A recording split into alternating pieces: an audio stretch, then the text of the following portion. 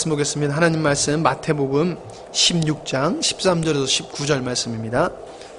마태복음 16장 13절에서 19절 말씀, 제가 가지고 있는 성경으로는 신약성경 27페이지쯤 됩니다. 제가 한 절, 여러분들이 한 절 깊이 교독하도록 하겠습니다. 예수께서 빌립보 가이사랴 지방에 이르러 제자들에게 물어 이르시되 사람들이 인자를 누구라 하느냐? 이르되 어떠는 세례요한, 어떠는 엘리야, 어떤 이는 예레미야라 선지자 중에 하나라 하느냐. 이르시되 너희는 나를 누구라 하느냐?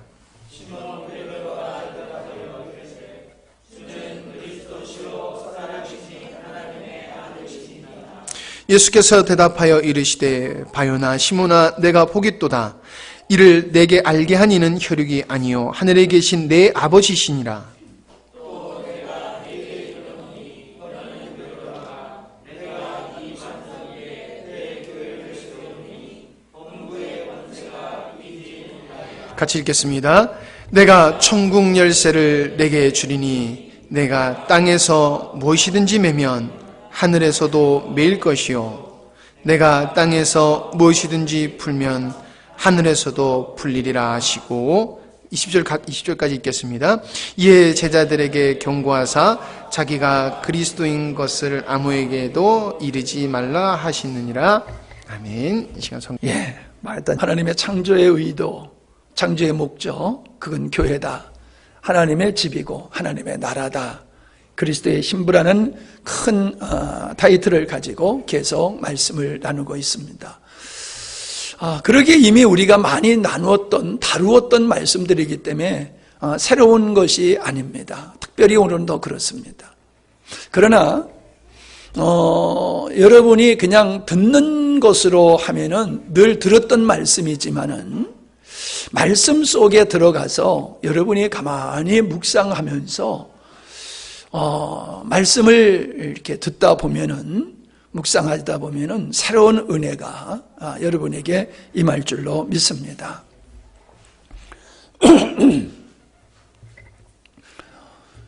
저는 이 가이사랴 빌립보 지방에 다녀왔기 때문에 그 그림이 생생합니다. 그런데 제가 가지고 있는 성경에 보면은 옆에 그 사진이 또 이렇게 실려 있어요. 그 사진을 보니까는 더더욱 그 가이사랴 빌립보 지방의 그 환경이 눈에 선합니다. 전에도 말씀드렸지만 그것은 바로 이 갈릴리 이 호수의 문원의 물의 근원지가 되는 거지요.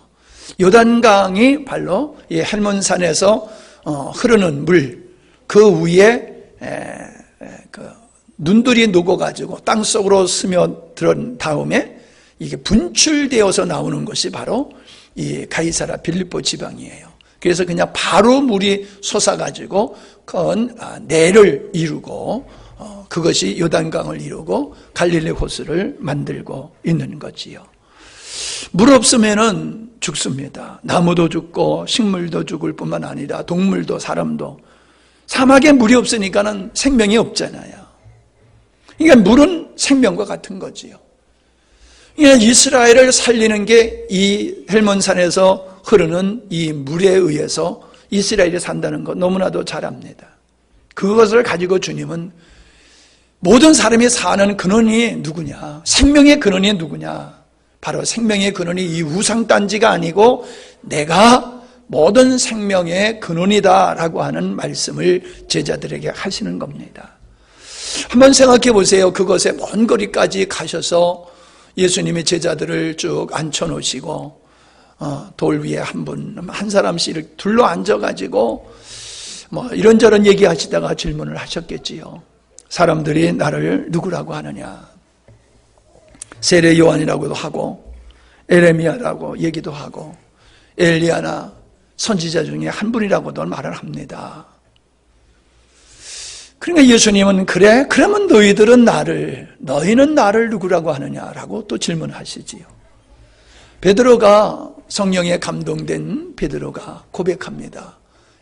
당신은 우리를 구원하실 하나님이 보내신 메시아입니다. 그리스도입니다. 그리고 당신은 육신을 가지고 계신 분이지만은 하나님의 아들이십니다. 즉 하나님이십니다. 라는 고백을 하지요. 자, 여러분, 이 상황을 가만히 생각해 보십시오. 다른 사람이 예수님을 누구라고 하느냐라고 하는 게 이렇게 중요하지 않죠? 다른 사람이 예수님을 누구라고 하느냐, 그게 맞든지 틀리든지 다른 사람이 예수님을 누구라고 하는 것과 내가 예수님을 누구라고 하는 것과는 상관이 없는 거예요. 다른 거예요. 다른 사람이 바른 신앙 고백했다고 해서 그게 내 고백이 될 수 있는 건 아니잖아요. 그가 틀렸다고 해서 나도 틀리는 것은 아니잖아요. 우린 대중에 휩쓸려서 대중의 정서에 휩쓸려 가지고 오락가락하는 경우가 참 많은 것 같습니다. 이게 대중 심리에 흔들리는 거예요. 대부분의 사람이 옳다고 생각하면 그냥 생각 없이 그걸 옳다고 생각하고 인정하고, 틀리다고 말들을 하면은 그래 나도 그거 틀린 거야, 이렇게 줏대 없이 살아가는 사람이 많습니다. 베드로가 말합니다. 주님 그리스도시여 살아계신 하나님이십니다. 바른 대답을 했지요. 이 대답은 어떻게 나오게 됐느냐라고 하는 거 우리는 잘 압니다. 주님께서 네가 복이 있도다, 이거를 알게 하니는 하나님이다 라고 말씀하고 있다는 겁니다. 여러분, 우리가 이 땅의 다른 것들은 이런 하나님의 계시가 없어도 그냥 알 수 있는, 분별할 수 있는 것들이 많아요. 그러나 영적인 것은 성령의 조명이 없으면 모르는 겁니다. 사람의 이성으로 알 수 있는 게 하나님이 아니에요. 진리는 사람의 이성으로 절대로 이해가 되지 않는 겁니다. 지금 베드로의 올바른 대답은 성령께서, 하나님께서 눈을 열어서 베드로에게 알게 하신 거예요. 여러분은 예수님이 베드로가 고백했던 것 같은 고백을 했다고 해서 여러분의 신앙을 무조건 옳다라고 생각하는 것도 문제가 될 수 있어요. 왜냐하면 그 답은 맞는 답이지만 그게 계시에 의한 것이 아니라 배움에 의한 것, 전에 들은 것이었다라고 하면은 그 대답은 틀린 대답이라는 거예요. 그러니까 여러분이 예수님을 구세주로 고백한다는 자체가 중요한 게 아니라니까요. 그 고백이 성령에 의해서 나온 고백이냐, 아니면 들어서 배워서 하는 고백이냐, 그걸 여러분 스스로가 생각을 깊이 하셔야 된다는 거예요. 자, 오늘 말씀의 제목은 성도의 정체성의 뿌리입니다. 성도의 정체성, 내가 누구냐라고 하는 것은 주님이 누구시냐라고 하는 것을 성령의 계시에 의해서 바르게 알게 되었을 때에 그에게 형성되는 정체성은 건강한 정체성이지. 하나님 자녀답게 살아갈 수밖에 없는 정체성이 확립이 되는 것이지요. 그러나 배워서 들어서 전통에 의해서 하는 고백은 그의 정체성이 될 수가 없는 겁니다. 자, 우리가 예를 들어서 대통령을 내가 잘한다라고 하는 거, 여러분 그거는 의미가 없어요. 대통령과 나와 어떤 특정인과 나와 내가 어떤 특정인을 잘 안다고 하는 것이 그와 나와의 무슨 관계가 꼭 있는 건 아니에요. 중요한 건 뭡니까? 그 특정인이 나와 어떤 관계에 있냐는 거예요. 그가 내 남편이냐, 그가 내 아내냐, 그가 내 아버지냐, 그가 내 자녀냐, 나와의 어떤 관계에 있느냐, 이게 중요한 거예요. 이게 관계가 없으면은 그 지식은, 그 사람에 대해서 아는 것은 아무런 의미가 없는 거예요. 그러니까 예수님이 그리스도시요 살아계신 하나님의 아들이라는 것을 알면서도 그분과 나와의 관계가 형성되지 않았다라고 하면은 그분을 아는 것은 의미가 없다는 거예요. 예수님을 그리스도요 하나님으로 믿는다라고 하면은 나는 그분과의 관계가 뗄래야 뗄 수 없는 그분에 의해서 내가 존재하는, 그분의 나의 인생의 뿌리가 되는, 근본이 되는 이 관계가 형성되어 있어야 된다는 거예요. 자, 그러고 보니까 중요한 말씀이지요. 많은 사람들이 고백은 합니다. 그런데 그분과의 관계가 형성이 안 된 상태로 살아가고 있다는 거예요. 예배는 하지만은 그 마음속에 주님을 정말로 내가 온 마음으로 사랑할 수밖에 없는 그 영광의 대상으로 내 마음속에 그분과의 관계가 되어 있느냐? 그게 아닌 상태로 하는 사람이 많다는 겁니다. 그러니까는 상황에 의해서 우리의 신앙이 요동을 치게 되는 것이다 라고 하는 거지요. 복음의 진리는 들으면 압니다. 그러나 동일한 원리로 본다라고 하면은 복음의 진리를 들어서 아는 거하고 성령께서 깨닫게 하셔서 아는 거하고는 전혀 차원이 다릅니다. 예수님이 누구냐라고 아는 것과 복음의 진리를 아는 것, 이것이 계시에 의하여 되는 것이고, 계시에 의한 된 것이라고 하면은 우린 복음적인 삶을 살고 복음적인 가치관을 살 수밖에 없어요. 나를 위해서 살던 삶에서 하나님을 향해서 살아갈 수밖에 없는 것은 정체성의 변화에 의해서 그런 거예요. 내가 주인이라는 정체성을 가지고 되면은 나를 위해서 삽니다. 그러나 주님이 나의 주인이라고 하는 정체성을 갖게 되어지면은 주를 위해서 살게 되는 겁니다. 먹든지 마시든지 살든지 죽든지 주를 위해서 살 수밖에 없는 것은 그분을 나의 구세주로 온전히 주의 계시에 의해서 깨닫게 될 때에 가능하다라고 하는 거예요. 자, 그 다음에 우리가 생각해 볼 수 있는 게 이겁니다. 예수님께서 아주 중요한 말씀을 하셨어요. 내가 이 반석 위에 내 교회를 세우리라. 교회를 세우시겠대요. 예수님께서 교회를 세우시겠다고 말씀하시는 거예요. 이게 아주 중요한 겁니다. 왜 예수님은 나를 누구라고 생각하느냐고 질문하신 후에, 베드로의 대답을 들으신 후에 당신께서 왜 교회를 세우시겠다고 말씀하셨을까? 이게 굉장히 중요한 질문이에요. 굉장히 중요한 질문이에요. 주님이 이 땅에 오신 목적을 말씀하고 있음을 보게 되어집니다. 자, 로마서 8장을 보시기 바랍니다. 집에서 같이 예배하시는 분들도 로마서 8장을 찾아보세요. 오늘 말씀을 다 아는 말씀이지만은 찾아서 묵상하면서 말씀을 나누려고 합니다. 로마서 8장을 보시면은 26절. 이와 같이 성령도 우리의 연약함을 도우시나니 우리가 마땅히 빌 바를 알지 못하나 오직 성령이 말할 수 없는 탄식으로 우리를 위하여 친히 간구하시느니라. 자, 여기서 보세요. 지금 성령이 말할 수 없는 탄식을 하고 계세요. 못된 짓을 하는 사람을 보고 탄식하는 것이 아니에요. 불신자를 놓고 탄식하시는 게 아니에요. 누굴 놓고 탄식해요? 기도하는 사람. 기도하는 사람을 보고 성령이 말할 수 없는, 그냥 탄식이 아니에요. 말할 수 없는 탄식. 탄식의 극치예요.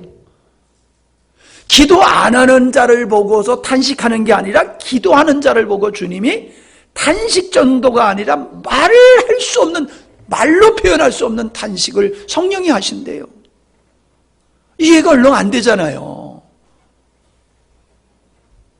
그런데 왜 기도하는 자를 보고 이렇게 말할 수 없는 탄식을 하시느냐 하는 이유가 있지요. 뭐라고 그랬어요? 마땅히 빌 바를 알지 못한다. 이게 마땅히 구해야 할 기도 제목이 아니라는 거지요. 기도는 하는데 마땅히 해야 할 기도가 아니라 엉뚱한 기도를 한다는 거죠. 엉뚱한 기도. 그렇다라고 하면은 이 엉뚱한 기도를 하는 사람의 신앙은 건강한 신앙이 아니잖아요. 기도는 하고 있지만은 건강한 신앙이 아니잖아요. 그래서 성령은 말할 수 없는 탄식을 하고 계시잖아요. 그게 중요한 거예요. 오늘 우리가 믿음의 생활을 한다라고 하는 게 중요한 게 아니라 믿음의 생활을 하는 우리를 보고 성령이 말할 수 없는 탄식을 할 수 있다는 거예요. 왜? 마땅히 가져야 할 신앙, 마땅히 가져야 할 신앙의 목적, 진리가 없는, 복음이 없는 믿음의 생활을 하고 있을 때에 성령께서는 말할 수 없는 탄식을 하신다는 거지요. 말할 수 없는. 그러나 중요한 게, 감사한 게 뭐예요? 그게 도우신다는 거예요. 그런 연약한 우리, 어린아이와 같은 우리를 탄식하면서 그냥 버리는 게 아니라, 아니 난 소망 없어 라고 그냥 제껴버리는 것이 아니라 그가 바르게 깨닫도록, 마땅히 구할 바, 마땅히 추구할 바가 무엇인지를 알도록 하기 위해서 성령은 우리를 위해서 기도하신다는 거예요. 여기 보세요. 27절, 마음을 감찰하시는 이래요. 성령은 우리의 마음을 감찰하세요. 어떤 마음일까요? 우리가 가지고 있는 생각, 우리의 마음의 상태, 우리가 목적하고 추구하고 있는 것이 어떤 것인지 성령께서 그거를 알고 계신데요, 감찰하시는 분이래요. 그래서 뭐라고 그럽니까? 하나님의 뜻대로 성도들 위하여 간구하시느니라. 성령은 지금 우리를 위해서 지금 갚아야 될 빚 때문에, 뭐 어떤 회사 문제 때문에, 직장 때문에, 어떤 사람과의 관계 때문에 이런 것을 위해서 기도하는 게 아니라 모든 환경 속에서 하나님의 뜻이 그 사람을 향한, 성도를 향한 하나님의 뜻이 이루어지기를 위해서 기도하고 있다는 거예요. 자, 그러면 보십시다. 성도를 위해서 기도하는 겁니까? 하나님의 뜻을 이루어지기를 위해서 기도하는 겁니까? 예, 그걸 분명히 하셔야 돼요. 겉으로 보면 누굴 위해서 기도해? 성도를 위해서 기도해. 겉으로 보면은. 근데 실제로 그 기도의 내용을 따져보니까는 결국 뭐야? 아버지 뜻이 이루어지기를 위해서 기도하고 있다는 거예요. 성령께서 이거 우리 깊이 묵상하셔야 됩니다. 지금 성령께서 무엇을 위해서 일하고 계시냐라고 하는 걸 우리가 명확하게 알아야 됩니다. 그냥 헬퍼, 옆에서 도우시는 분이 성령님이야. 그러니까 내가 무엇을 하든지 그분 옆에 와서 우리를 그냥 도와주실 거야. 이게 아니라는 거예요. 비록 우리가 하는 일을 환경적으로, 기능적으로 잘할 수 있도록 도와주실 수는 있어요. 그러나 그것이 궁극적인 목적이 아니라는 거예요. 예? 우리 목사님들이 얘기하다 보면은 시골의 할머니들이 돼지가 병이 나도, 목사님 우리 집에 와서 돼지를 위해서 좀 기도해 주세요. 돼지가 병 났어요. 그런 분들이 있다는 거예요. 지금도. 여러분 기도해 줄 수 있어요. 병이 사람만이 아니라 짐승이, 아니 사업을 위해서 기도해 주는구나. 아니 돼지 기르는 것도 이게 사업인데 사업을 위해서 기도하는 거나 돼지를 위해서 기도하는 거나 똑같잖아요. 근데 문제는 뭐예요? 돼지가 건강하는 게 목적이 아니란 말이에요. 우리 아들이 회사에 잘 가고 좋은 대학 가는 게 그게 목적이 아니란 말이에요. 그걸 위해 기도해 줄 수 있어요. 그러나 중요한 게 뭐예요? 돼지가 왜 건강해야 되느냐? 아버지 목적이 거기 있어야 돼요. 아버지 뜻이. 우리 자녀를 위해서 기도할 때에 아버지 뜻이 우리 자녀들의 그 어떠한 삶을 통해서 아버지 뜻이 이루어지도록 위해서 기도해야 된다는 겁니다. 아멘? 이걸 성령께서 지금 그렇게 기도하고 계시다는 거예요. 더 놀라운 거는요, 34절을 보세요. 8장 34절 시작. 누가 정죄하리요? 죽으실 뿐만 아니라 다시 살아나신 이는 그리스도 예수시니 그는 하나님의 우편에 계신 자요. 누구를 위하여? 우리를 위하여, 우리를 위해 간구하시는 자신이라. 앞에는 성령이 기도하셨지만 이제는 예수님께서 우리를 위해서 기도하신다는 거예요. 여러분, 우리가 우리 자녀들에게 용돈을 준다고 칩시다. 그러면 애가 그 용돈을 가지고 허랑방탕하기를 바라는 부모가 있습니까? 그렇게 아무렇게나 쓰라고 용돈을 풍성하게 주는 부모가 있습니까? 바르게 쓰기를 원하는 거지요. 어려운 사람을 돌거나 정당하는데 용돈을 쓰기를 원하고 돈을 주는 거지요. 지금 우리 주님께서 우리를 위해서 기도하고 계시다는 거예요. 그러면 우리를 위한 기도가 주님과 상관없는 삶을 살아가는 것을 위해서 기도하시는 건 아니잖아요. 이놈이 어떻게 사든지 주여 하나님 건강하게 해주십시오. 도둑질을 하든지 사기를 치든지 어떻게 살든지 그건 중요하지 않아. 그냥 건강하게 잘 먹고 잘 사고 편안하게 살게 해주십시오. 그런 기도는 아니실 거잖아요. 역시 아버지 뜻을 이룰 수 있는 우리가 되기를 위해서 기도하실 거잖아요. 지금 근데 우리는 어떤 기도를 하냐는 거예요. 예? 그냥 어떻게 살든지 건강하기만 하면 됩니까? 걔가 인격적으로 정서적으로 어떠하든지 그냥 공부만 잘하면 되는 겁니까? 어느 쪽에 우리가 속했는지를, 어느 쪽에 더 가까운지를 우리는 생각해 봐야 됩니다. 애들 공부 잘하는 거 중요하지 않아요. 제가 요즘 책을 읽으면서 여러분도 같이 이제 볼 책입니다만은 그걸 보면서 이제는 인공지능 시대이기 때문에 지식을 습득하는 교육은 의미가 없는 교육이 된다는 거예요. 이 컴퓨터가 분석하는 것이 현재 똑딱하는 사이에 100만 권의 책을 소화를 시켜버린다는 거예요. 그러면 컴퓨터가, 인공지능이 어떤 사안을 놓고 그걸 평가하는데 100만 권의 책을 참고로 해가지고 결정을 내린다는 거, 인간이 따라갈 수 있습니까? 인간이 따라갈 수가 없어요. 그러나 사람은 그러한 기계를 다룰 수 있는 존재예요. 그런 기계를 다룰 수 있는 게 인간이에요. 그게 인공지능의 기계하고 사람하고 다른 거예요. 아무리 감성적인 데이터를 집어넣는다 할지라도 인간적인 영성과 이성과 감성과 사고를 가지는 것은 있을 수가 없죠. 그건 인격체에만 그게 가능한 것이기 때문에.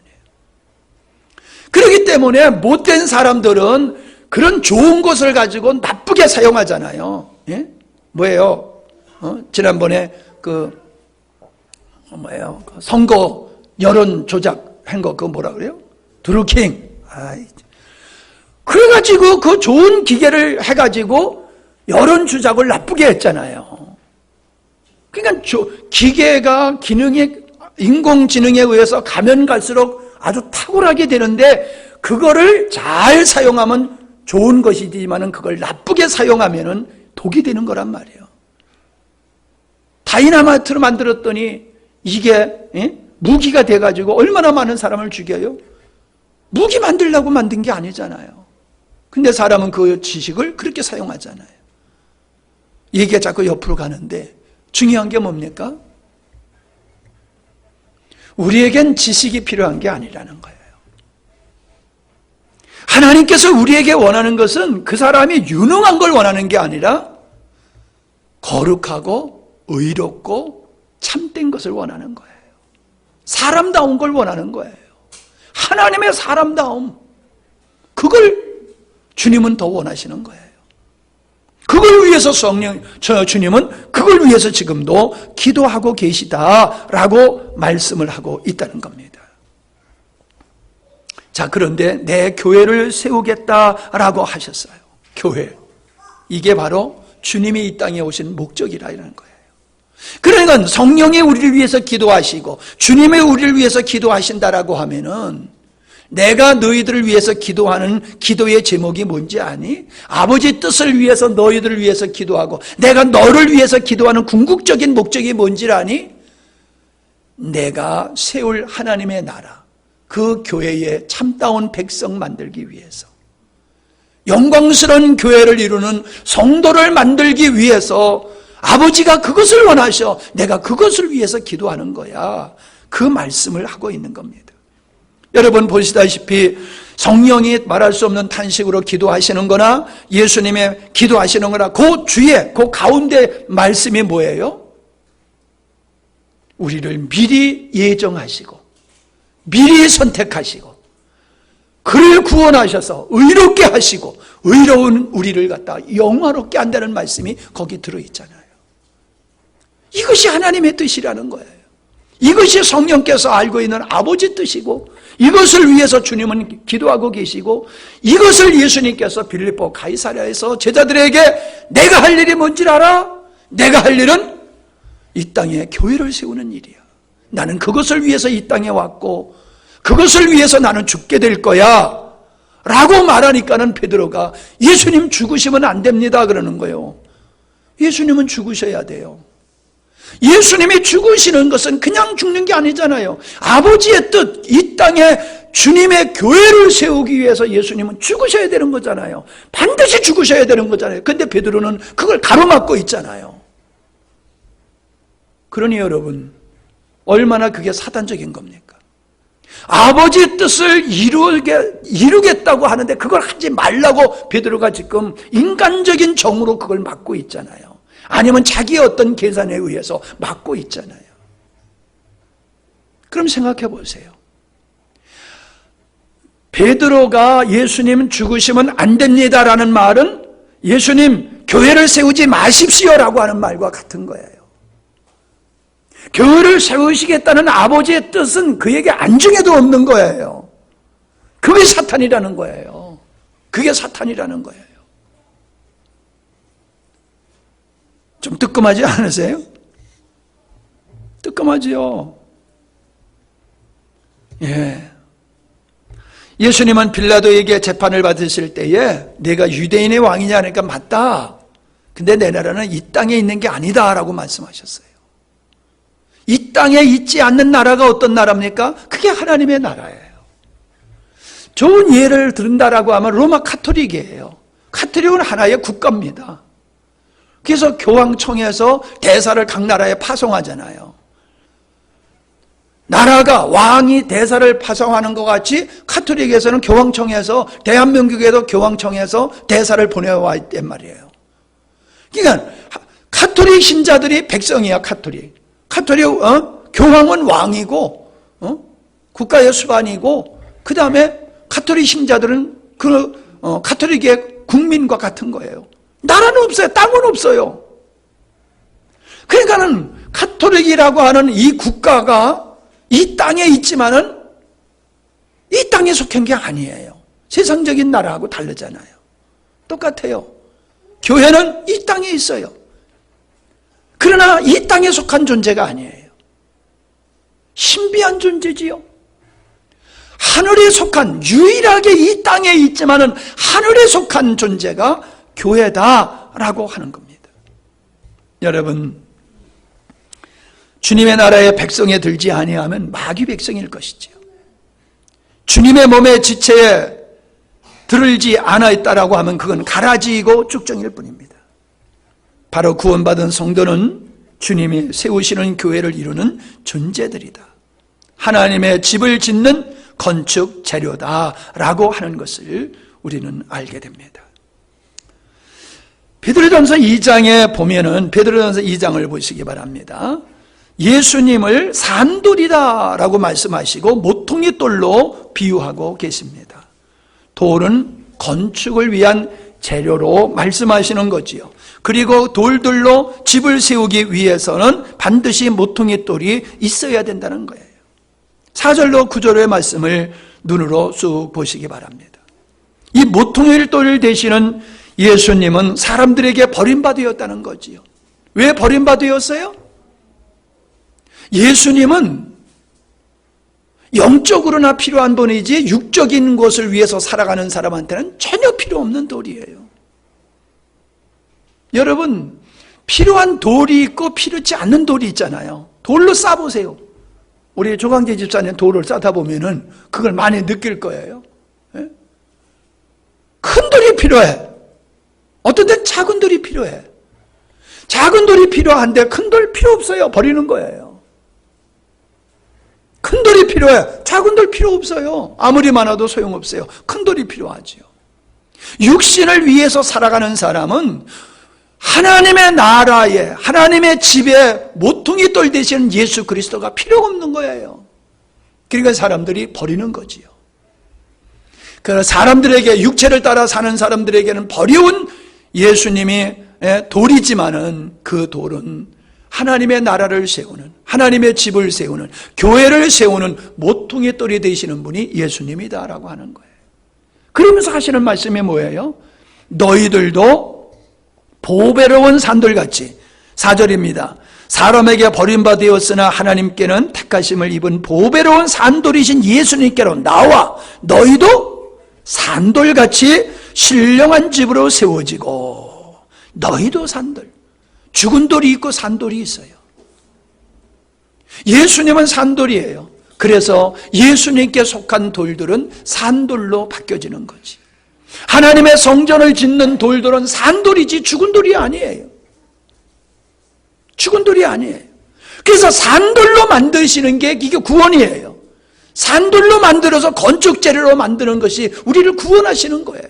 내가 구원받아도 천국 가는 게 목적이 아니라 내가 구원받아 산돌이 되어서 하나님의 집에 모퉁이돌 위에 세워지는 건축 자재로 바뀌어지는 이 역사가 구원의 역사고, 이것을 위해서 성령께서 지금도 일하시고 역사하고 계시다라고 하는 것을 우리에게 보여주고 있습니다. 그러한 산돌된 우리가 어떠한 존재냐? 9절 말씀해 보니까는 오직 너희는 택하신 족속이요 왕같은 제사장이요 거룩한 나라요 그의 소유된 백성이다. 얼마나 영광스러운 존재라는 거예요. 그러면서 하시는 말씀이 뭐예요? 너희를 어두운 데서 불러내요. 어두운 데서, 사망의 권세지요 마귀의 권세에서 불러내요 그의 기이한 빛에 들어가신 자, 하나님의 영광이지요. 그 영광에 들어가게 하신 그분의 아름다움을 선전하게 하렵니다. 나타내게 하렵니다. 그것이 성도의 존재라는 거예요. 생명 없는 돌과 같은 진흙과 같은 우리에게 하나님의 생명을 주셔서 생명이신 그리스도를 이 땅에 드러내는 것, 그게 바로 주님이 원하는 교회를 이 땅에 세우는 것이다 라고 말씀을 하고 있는 겁니다. 우리는 왜 주님이 성육신 하셨고 무엇을 위해 십자가를 지셨는가를 명확하게 알아야 되지요. 구원받은 성도는 주님의 목적을 위해 부름을 받은 산돌들이다라고 하는 겁니다. 그러므로 주님의 목적과 상관없는 삶은 불법이고 죄악이 되는 것이다 라고 하는 겁니다. 우리는 이러한 예수님께서 내가 교회를 세우겠다라고 하시는 그 의지, 이것이 하나님의 창조의 의도요, 이것이 예수님이 이 땅에 오신 그것을 명확하게 말씀을 하시고 계시고, 또 주님은 그렇게 그것을 위해서 십자가를 지시고 성령을 보내셔서 지금도 우리를 위해서 기도하고 계시고, 이게 하나님의 역사가, 창조의 의도가 진행되어지는 과정을 보고 있는 거예요. 자, 우리가 앞전에서 살펴봤습니다마는 하나님은 아브라함에게 약속을 하셨죠. 창세기 12장 1절로 3절입니다. 잘 아는 말씀이지만 찾아봅니다.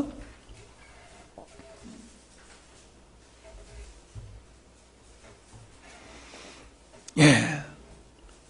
1절은 예배당에서 있는 우리 성도들이 읽고 2절은 집에서 계시는 분들이 읽는 겁니다. 그렇게. 자, 그리고 3절은 같이 읽습니다. 시작. 여호와께서 아브라함에 이르시되 너는 너의 본토 친척 아비집을 떠나 내가 네게 지시할 땅으로 가라. 자, 집에서 계신 분들 3절 같이요. 너를 축복하는 자에게는 내가 복을 내리고 너를 저주하는 자에게는 내가 저주하리니 땅의 모든 족속이 너를 인하여 복을 얻을 것이니라 하신지라. 자, 이게 뭐예요? 왜 하나님은 아브라함을 불러낸 게 이게 중요한 게 아니에요. 왜 불러냈냐는 거예요. 불러내신 아버지의 뜻이 뭐냐는 거예요. 그게 뭐예요? 아브라함과 그 자손을 통해서 메시아이신 예수 그리스도를 통해서 온 인류를 구원하시고, 온 인류를 구원하시는 것은 하나님의 집의 건축 재료를 만드시는 것이라는 거지요. 그 하나님의 건축의 재료로 내가 부름을 받는 것이 이게 구원이고 이게 영광이라는 거예요. 이게 축복이라는 거예요. 이게 축복이라는 거예요. 이 땅에서 출세하고 잘 먹고 잘 사는 게 축복이 아니라 하나님의 집에 산돌이 되어지는 거, 교회의 한 모퉁이 돌이 되어지는 이게 축복이라는 거예요. 이게 축복이라는 거예요. 이걸 위해서 아브라함을 부르신 거예요. 이와 같은 말씀을 창세기 26장에서 26장 1절에서 6절에 이삭에게도 하셨고 28장 10절에서 15절에 보면은 야곱에게도 하셨고 50장 20절에 보면은 요셉에게도 하셨어요. 이게 뭡니까? 족장들에게 아버지의 뜻을, 예수님께서 내가 교회를 세울 거야 라고 말씀하셨듯이 족장들에게 계속해서 하나님은 내가 너희들에게 복을 줘서 모든 민족의 복을 받게 할 거야, 이 의지를 계속해서 주고 계세요. 우리는 이 말씀 속에서 하나님의 창조 의도와 의지, 그리고 하나님이 그것을 이루어 가시는 경륜, 이것을 우리는 명확하게 볼 수 있어야 될 줄로 압니다. 우리는 이러한 하나님의 의도가 바로 계시록 21장의 새 예루살렘의 건축자재인 각종 보석이 되어 있음을 통해서 알게 되어지는 겁니다. 자, 계시록 21장 9절로 22절입니다. 길지만은 우리가 한번 보겠습니다. 제가 한 절을 읽고 여러분이 한 절을 읽고 하시면서 22절까지, 9절부터 22절까지 봅니다. 계시록 21장 9절. 일곱 대접을 가지고 마지막 일곱 재앙을 담은 일곱 천사 중 하나가 나와서 내게 말하여 가로되 이리 오라, 내가 신부 곧 어린 양의 아내를 네게 보이리라 하고,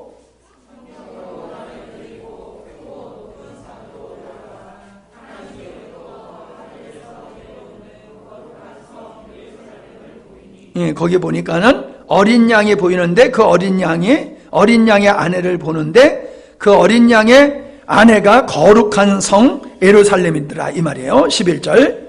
하나님의 영광이 있음에 그 성의 빛이 지극히 귀한 보석 같고 묘곡과 수정같이 맑더라.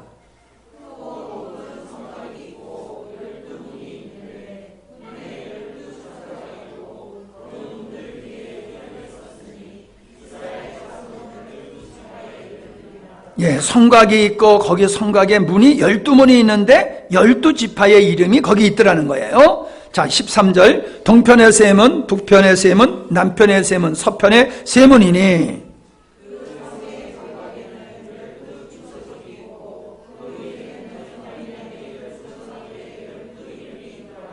자, 보세요. 아까 성곽에는 12문이 있었죠? 근데 지금 성곽에는 뭐가 있냐면 12기초석이 있어요.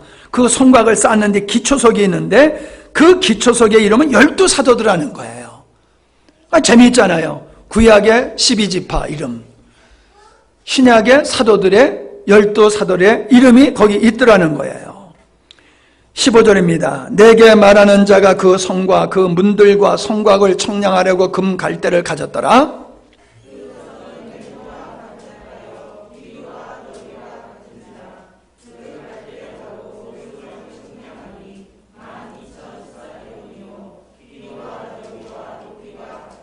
그 성곽을 청량함에 1박 44 규빗이니 사람의 청량 곧 천사의 청량이라.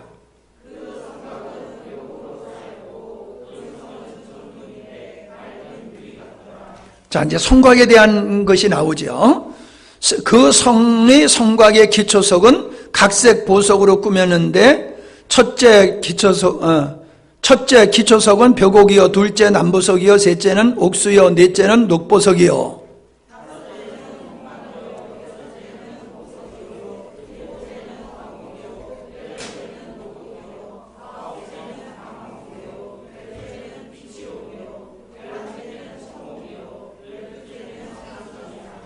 자, 보세요. 거기 보니까 기초석이 다 옥으로 되어 있더라는 거예요. 옥으로. 근데 앞에서는 기초석에 이름이 있었는데 그 이름이 뭐였다고 그랬어요? 12사도, 12사도의 이름이었는데 이제는 그 기초석이 무엇이냐라고 보니까는 이름이 아니라 무엇이냐 보니까는 다 보석으로 되어 있더라는 거예요. 보석. 21절입니다. 그 12문은 12진준이 문마다 한 진주여 성의 길은 맑은 유리 같은 정금이더라.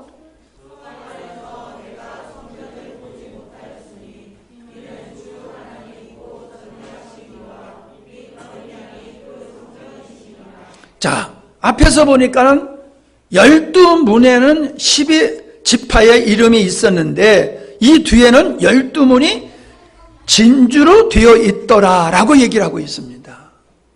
그러니까 뭡니까? 어린 양의 신부인 교회, 주님께서 내가 교회를 세울 거야 라고 가이사 빌립보에서 말씀하신 내가 교회를 세울 거야 라고 한 주님이 세우셔서 완성된 그 교회는 바로 신부인데, 그리스도의 신부인데, 다 구약의 성도들, 신약의 성도들, 그리고 그 성도들은 정금 보석과 같이 예수 그리스도를 닮은 변화된 존재들이라는 거예요. 예수 그리스도와 같이. 성경에서 말하는 정금 보석은 하나님의 신성을 얘기하고 있어요. 그러니까 다 여기서 기초석이라든가 문이라든가 이게 다 성곽이 보석으로 되어 있다고 하는 것은 예수 그리스도를 닮은 그러한 성도들로 어린 양의 신부들이 이루어진 것이다 라고 하는 걸 보여주고 있는 겁니다. 그러니까 뭡니까? 로마서 8장으로 다시 가면은 로마서 8장으로 가서 28절에 보면은 우리가 알거니와 하나님을 사랑하는 자 곧 그때때로 부르심을 입은 자들에게는 모든 것이 합력하여 선을 이루느니라. 이 선을 이루는 게 뭔가? 29절입니다. 하나님이 미리 아신 자들로 또한 그 아들의 형상을 본받게 하기 위하여 미리 정하셨으니 이는 그러 많은 형제 중에서 맏아들이 되게 하심이라. 또 미리 정하신 그들을 또한 부르시고 부르신 그들을 또한 의롭다 하시고 의롭다 하신 그들을 영화롭게 하셨느니라. 완료형으로 얘기하고 있어요. 완료형으로. 왜? 하나님은 계획하시면 반드시 성취하시는 분이기 때문에. 하나님은 우리를 천국 가는 존재로 만드시는 것이 궁극적인 목적이 아니라 영화로운 존재로 만들어가는 것이 성령이 이 땅에서 하시는 일이고 주님이 우리를 위해서 기도하시는 일이라는 거예요. 그러니까 우리의 삶이라고 하는 것이 육체를 따라서 현상적인 일이 우리의 관심사가 아니라 우리를 구원하셔서 우리를 하나님의 자녀로 삼으신 그분의 뜻이 무엇인지를 우리는 알고 그것에 부합한 삶을 살아가는 것이 바른 삶이다 라고 하는 것을 성경은 우리에게 말씀해 주고 있는 것입니다. 자, 그러한 말씀은 성경에서 우리가 온전히 예수 그리스도를 닮아가게 되는 것으로 말씀하고 있는데 대표적으로 고린도전서 15장 49절에 보면은 우리가 흙에 속한 자의 형상을 입은 것 같이 또한 하늘에 속한 자의 형상을 입으리라. 하늘에 속한 자의 형상, 예수 그리스도의 형상을 입게 될 것이다. 고린도후서 3장 18절에 보면 우리가 다 수건을 벗은 얼굴로 거울을 보는 것 같이 주의 영광을 보매 저와 같은 형상으로 화하여 영광으로 영광에 이르게 될 것인데 그것이 바로 주의 영으로 될 것이다. 예수님과 같이 될 거다. 그런 얘기를 하고 있는 겁니다. 그러니까 뭡니까? 주님이 세우실 교회가 어떤 것이냐를 명확하게 말씀하고 있는 거지요. 이게 여러분의 마음속에 그림이 그려져야 됩니다. 주님이 세우시고자 하는 교회가 여러분의 머릿속에 가슴속에 그게 그려져야 되는 겁니다. 주님의 원하시는 교회, 주님이 세우시고자 하는 그 교회가 어떤 모습인지 우리 마음속에 청사진이 그려지지 아니하고는 우리는 상관없는 삶을 사는 거지요.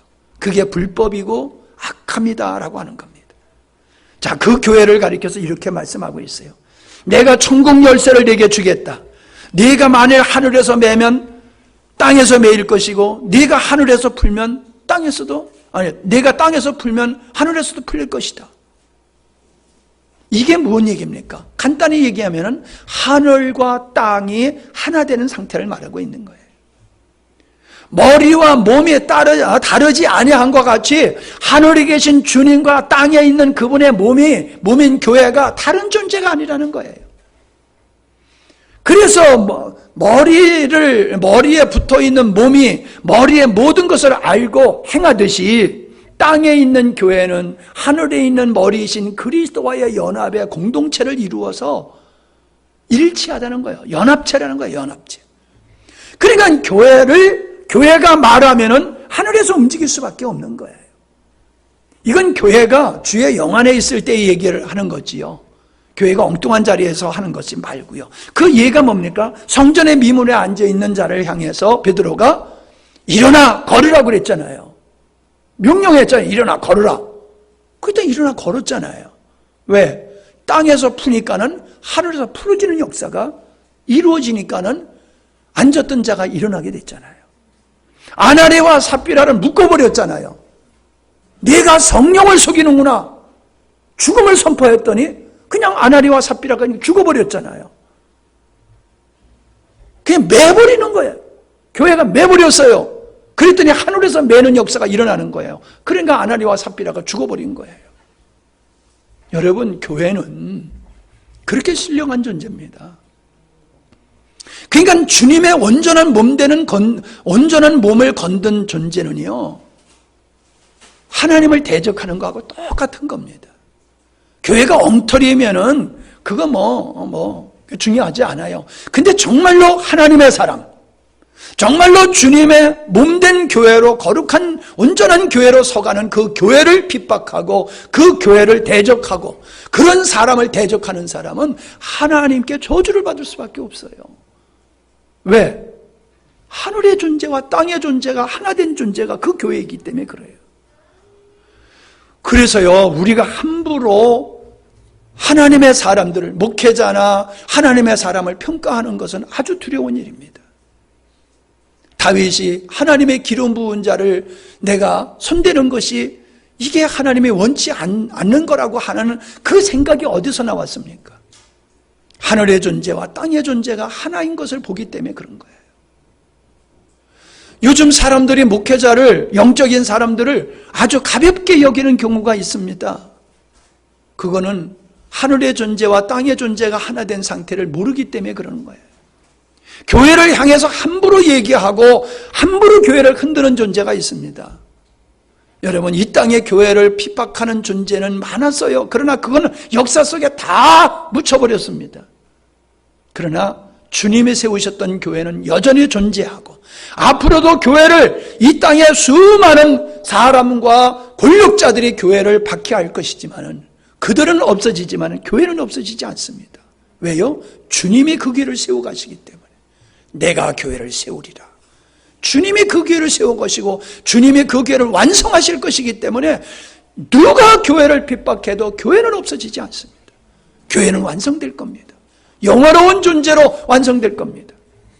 저는 아까도 말씀드렸지만 어린 양의 신부인 교회의 모습은 정금보석이라고 했습니다. 여러분, 교회는 그런 모습을 가져야 되는 겁니다. 여러분, 정금보석이 어떻게 만들어집니까? 불 속에 들어가 가지고 불에 녹아버려 가지고 불순물을 다 제거해 버리고 순수하게 남는 것이 금이잖아요. 압축에 의해 가지고 형성되어지는 것이 이게 보석이잖아요. 그러면 어떻습니까? 성도가 진주 보석과 같은 존재가 된다. 다시 말하면 성도가 예수 그리스도의 생명에 참여해서 예수를 닮은 온전한 자가 된다라고 하면은 환난과 핍박을 통해서 되는 거예요. 알곡과 쭉정이를 가를 때 예수님을 가리켜서 뭐라 했습니까? 세례 요한이 타작마당에서 키를 가지고 알곡과 쭉정이를 가르는 분이 예수님이라고 그랬어요. 알곡과 쭉정이를 가르는, 그리고 온전한 보석으로 만드시는 분이 주님이시라는 거예요. 그러면 주님이 이 시대에 앞으로 환난과 핍박을 가지고 알곡과 쭉정이를 가르는 역사를 이루신다는 거예요. 코로나 바이러스로 말미암아 정말로 우리들의 신앙이, 내 신앙과 우리의 신앙이 어느 수준에 있는가라고 하는 것을 우리는 알게 되었습니다. 한국교회의 수준이 어떤 것인가를 우리는 알게 되었어요. 이 사건을 통해서. 물론 덕을 세우기 위해서 이제 병원에 계신 분이라든가 이제 학원이나 또 학교에서 근무하시는 분들은 이게 자제하는 게 맞아요. 그러나 우리가 한 번쯤 생각해 보자는 거지. 정말로 우리의 마음속에 주님을 향한 온전한 믿음을 가지고 있으면서 그렇게 우리가 조심을 하는 것과 어떻게 보면 핑계거리가 돼버렸어. 그냥 빠지고 싶은데 그냥 빠질 수는 없는데 이런 사건이 생겨버리니까 핑계거리가 생겨버린 거야. 옳거니 잘 됐거나 그러면서 자기가 그냥 빠지고 싶은 걸 합리화를 시키는 사람은 없을까요? 저는 있다고 봅니다. 그러지 않아도 예배에 참석하고 싶지를 않았었는데 얼마나 잘 됐습니까? 아주 합리적으로 참여를 안 해도 누가 모르지 않는 명분이 좋잖아요. 내가 걸리는 건 괜찮지만 다른 사람을 위해서 덕을 세우기 위해서 얼마나 좋습니까? 그러나 그게 진짜 그런 것인지 아니면 핑계거리인지를 우리는 모르지만 주님은 아신다라고 하는 겁니다. 분명히 하나님은 온전한 주님이 원하는 교회를 세우시기 위해서 환난과 핍박과 고난과 역경을 가지고 이 모든 것을 가지시고 우리를 온전한 자로 만들어 가시는 것이 주님이 하시는 교회다. 근데 이 주님이 원하시는, 주님이 세우시는 교회는 죄가 이기지 못하고 음부의 권세가 이기지 못하는 교회다라고 말씀하고 있음을 우리는 앞에서도 수없이 살펴봤습니다. 우리는 로마서 6장을 통해서 그것을 많이 살펴봤습니다. 한번 집에서 계신 분들이나 또 여러분도 시간을 절약하기 위해서 읽지는 않겠습니다만은 다시 한번 집에 가서 로마서 6장을 꼭 읽어보시기 바랍니다. 자, 이제 마지막으로 주님은 이렇게 말씀하셨습니다. 요한복음 10장 10절에 도적이 오는 것은 도적질하고 죽이고 멸망시키려는 것뿐이요 내가 온 것은 양으로 생명을 얻게 하고 더 풍성하게 하려 함이라. 풍성히 얻게 하려는 것이니라. 자, 성도가 도적으로부터 자유케 되어지는 것이 진리를 알지니 진리가 너희를 자유케 하리라. 아들이 너희를 자유케 하면 너희가 자유케 되리라라고 하는 말씀입니다. 주님이 이 땅에 오셔서 먼저 하신 일, 주님의 교회를 세우기 위해서 먼저 하신 일이 뭐예요? 도적으로부터 자유케 하는 거예요. 죄의 권세로부터, 세상으로부터 자유케 하시는 그 일을 주님이 십자가에서 하신 겁니다. 그리고 당신의 생명을 우리에게 주심으로 하나님의 풍성함에 참여하게 하신 거예요. 내가 온 것은 양으로 생명을 얻고 풍성하게 하려 함이라. 그 생명을 얻는 것이 구원이고 풍성함이 뭐예요? 하나님의 그 영광에 참여하는 삶을 말하는 거예요. 이게 천국의 삶을 누리는 영적 예배의 삶을 우리에게 말씀하고 있는 겁니다. 여러분, 하나님의 풍성함에 참여하는 축복을 누리는 게 교회입니다.